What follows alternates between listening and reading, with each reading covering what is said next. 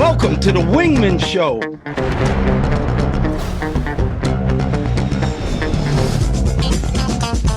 Welcome to the Wingmen Show. My name is Drew Brown, and my wingman, my man, the number one guy I know, Dr. Paul Thompson.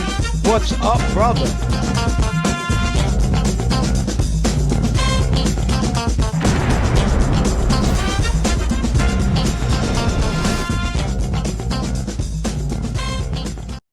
Welcome to the Wingman Show. My name is Commander Drew Brown, and we are floating like butterflies and stinging like bees. Rumble, you two badass jet pilots. Rumble. That other badass jet pilot, my wingman, my friend, my main man, Dr. Paul Thompson. What's up, brother Paul?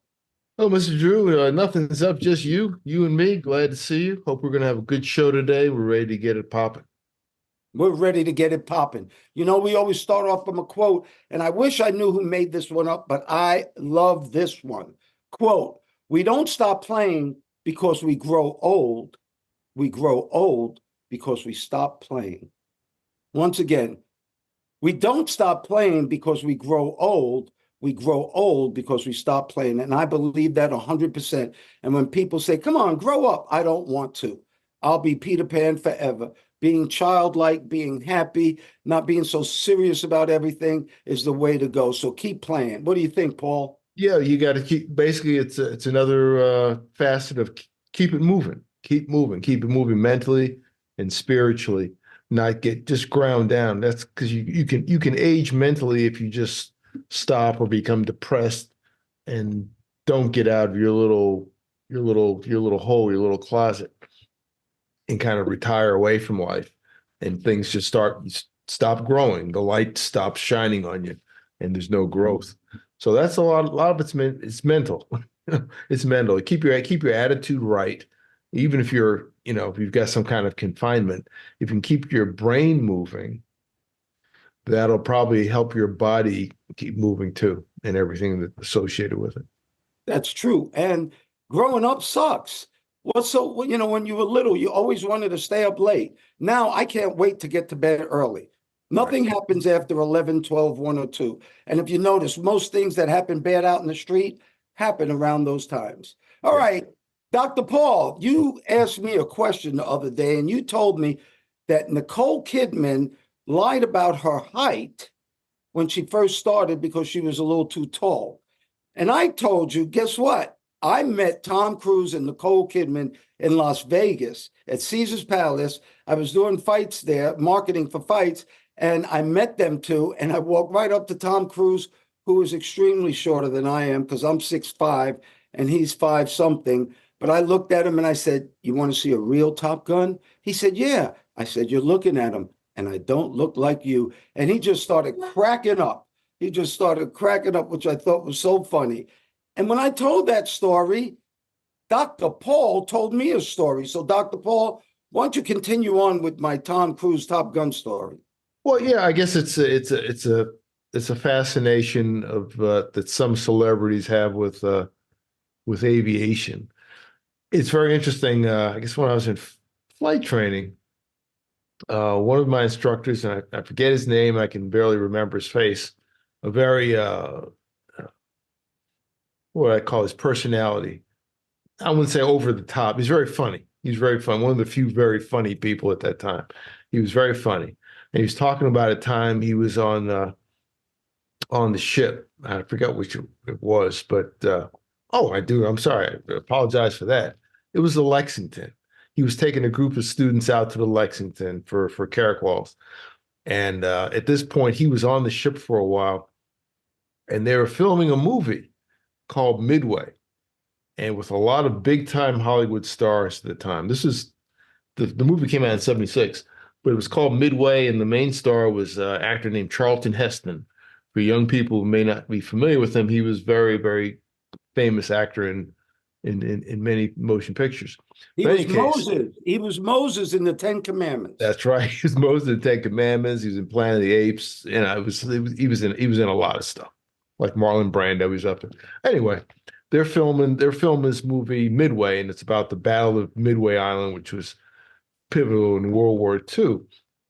Anyway, they're out there for a number of days, and at one point, they come in. I guess the film crew comes into the wardroom, and the wardroom is a place on a ship where the officers eat. And Charlton Heston's there. I don't know if he's in flight gear. He's in a uniform. I think he's supposed to be. He plays like a captain or an admiral or something like that. He's in the uniform, an actor, and he's sitting around. And I guess at some point, the people who were around him and serving him were not as deferential as he expected, or as the movie group expected. At one point, this my flight instructor said he looked at it and they're sitting at the same table. I think they were eating soup or something. He said, they said, don't worry about it. Don't worry about it, Chuck. You can call him Mr. Heston or Charlton. He said, don't worry about it, Chuck. When you do this kind of thing for a living, it's hard to be impressed. Now, what kind of thing was that? Flying off of aircraft carriers. That's right. These are students learning to fly off aircraft carriers on the USS Lexington, which is now a museum in Corpus Christi, but was used as a training carrier for many decades for many thousands of naval aviators. Including Paul Thompson and Drew Brown, both flew off the Lexington. Yes. A little boat, they used in World War II. It would be considered a tiny ship now, but it was a big deal, back in the day. But the big thing is that basically, yeah, you're a world famous movie star and everybody knows you, but right now compared to what's really going on, you're just an observer. So enjoy your soup. That's great. Dr. Paul, the greatest college football coach is Nick Saban. He's won more champions than anybody. But Nick Saban is quitting Alabama. He's quitting coaching right now. I don't know if he'll come back, but he's 70 years old. And a lot of people, why would you quit? Why? I know exactly why Nick Saban is quitting. With the new college rules, they have this thing called a portal. And that means if a college player is unhappy with the school he's at, he can transfer right away. They also have something called NIL, name, image, and likeness. So now he is dealing with some high school superstars who are millionaires already because companies have taken them as sponsors. And now you got millionaire high school kids. If you yell at them, he can say, I don't care what you say. I'll just go to UCLA. I'll just go to Texas. And all these other schools will take him. So Nick Saban, I believe, and I truly believe this, he was a maker of men. And he wanted his students to be more than just football players. Well, when you're in a coaching position, there are a lot of things you have to do to coach kids. And I coach kids. So there's a lot of subtleties that you have to do. Well, those subtleties are gone because kids now have a whole different image. Back when I went to college, if you wanted to change schools, you had to not only sit out a year, but you had to find a school that was willing to pick you up. Dr. Paul, tell me about Alabama's Nick Saban. Yeah, he's considered, I guess the greatest college football coach. I guess it used to be Bear Bryant. That was the one. He had set the standard, but now it's, pretty much Nick Saban.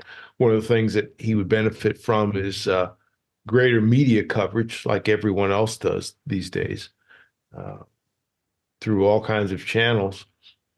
But yeah, I heard a quote from him really just a few weeks ago, maybe a couple weeks ago, and he was saying that college football had changed more in the last 3 or 5 years. Yeah, he said college football had changed more in the last 5 years than the last 50 years. That was his quote, and he did mention NIL.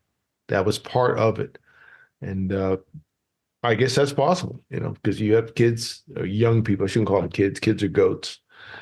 You have young people who can sign contracts, make, maybe perhaps millions of dollars as freshmen, and they're a business.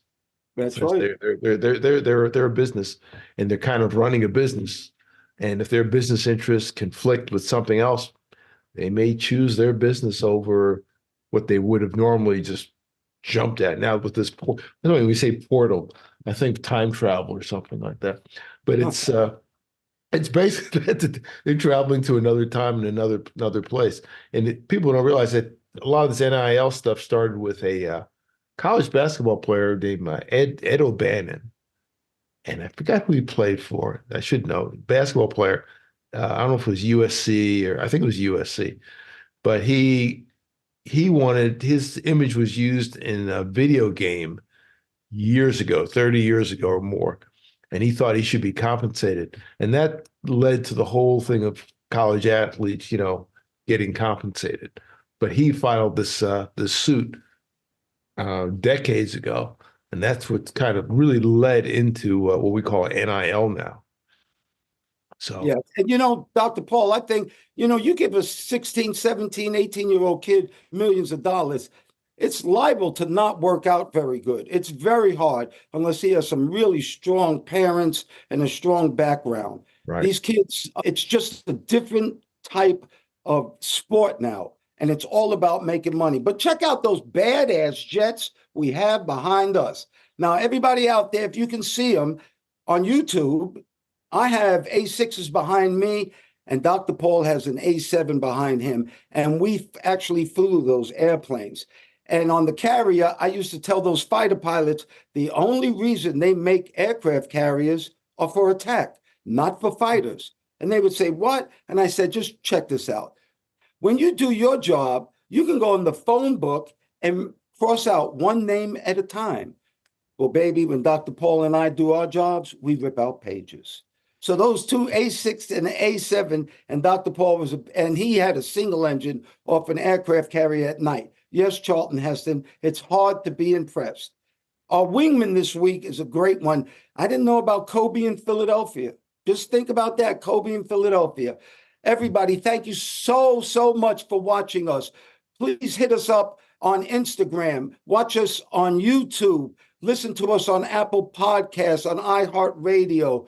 Check with us on Facebook, everything. We really appreciate it. Write a little comment. That really helps. And please hit that subscribe button. Dr. Paul, we have a newsletter at wingmanshow.com. Wingmanshow.com. And actually, last week, our newsletter was about how to lose weight or good ideas about losing weight. And believe me, it's not self-control.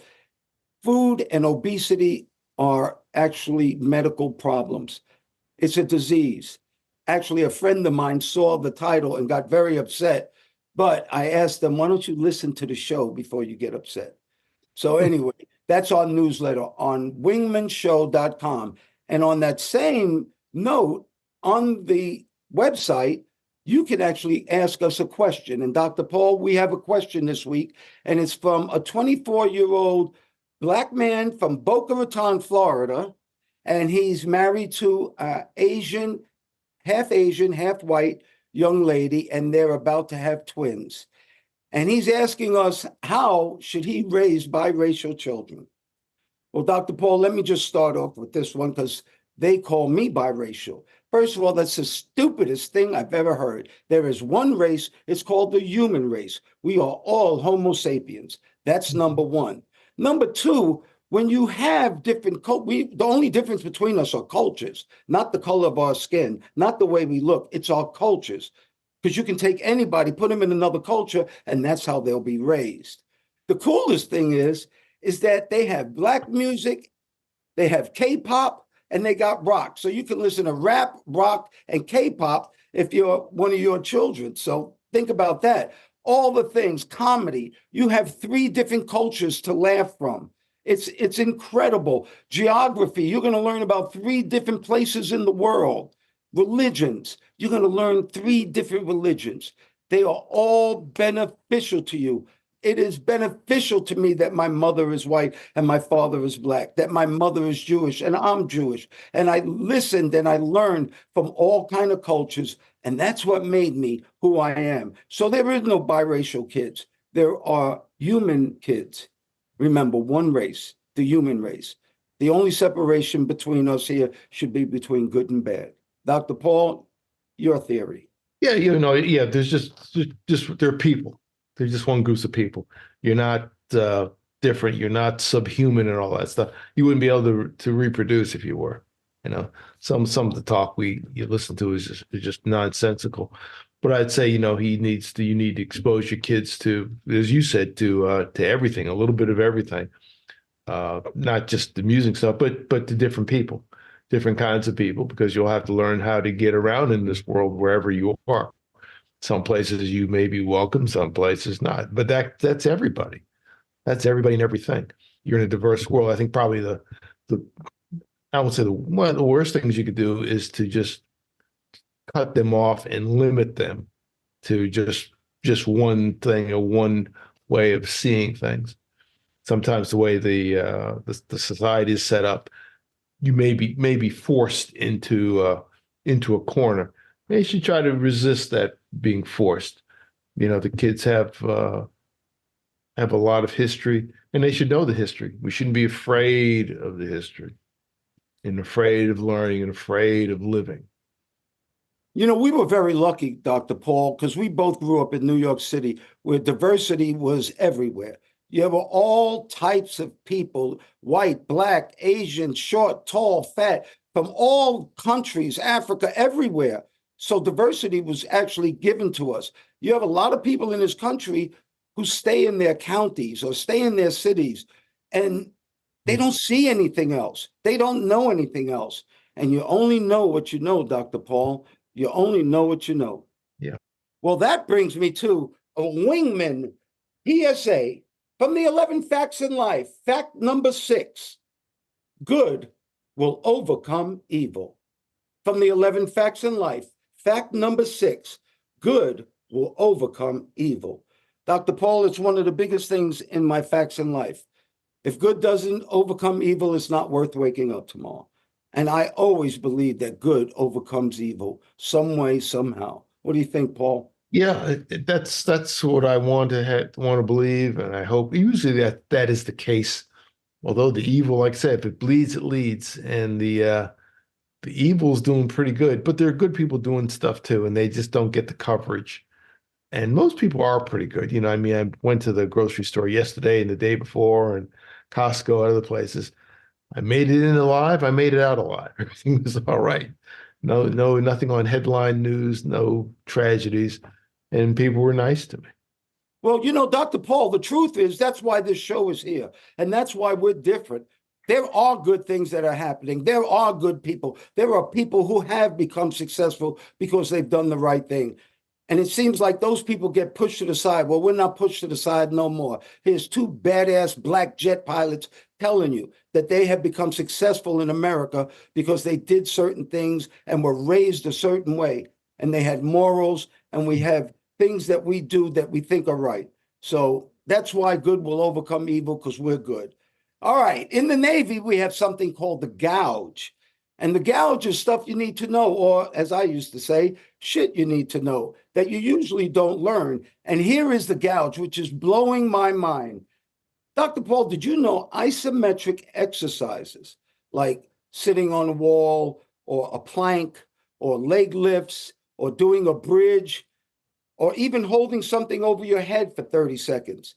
Do you realize that it lowers blood pressure better than any other exercise? And I mean lifting weights, I mean high intensity training, I mean aerobics, actual isometric exercises lowers blood pressure better than any other exercise. What about that, Paul? Yeah, I didn't know that, and it's interesting you bring that up, is because the last couple of weeks or so, I started trying to do wall sits more. I used to do them, and I stopped because my knees hurt. And I read where, if you keep doing them, they'll hurt less, and it's good for you. It didn't say anything about blood pressure. So I've been doing it, and it still hurt for a while, but I noticed I can do it longer with no pain. Not 100%, but it's getting better. I didn't know that it lowered the blood pressure. That's great. I was doing some other things. And you said doing planks. In fact, I just did some of those a couple days ago. Didn't know that either. So I'm going to incorporate those two. And I think, Lord, lifting your legs helps, but that isometrics, that's good information. That's great information. That's the gouge there, Paul. So Yeah. now when I'm lifting my weights, I'm going to start at the last lift. I'm going to hold it up there for a little while. And that would be isometrics, because you're not really moving a muscle. Right. And I think that's wonderful news. How about this news? In football, if you're a deaf quarterback and your coach is calling out a play on the microphones like they do now, what does a deaf quarterback do?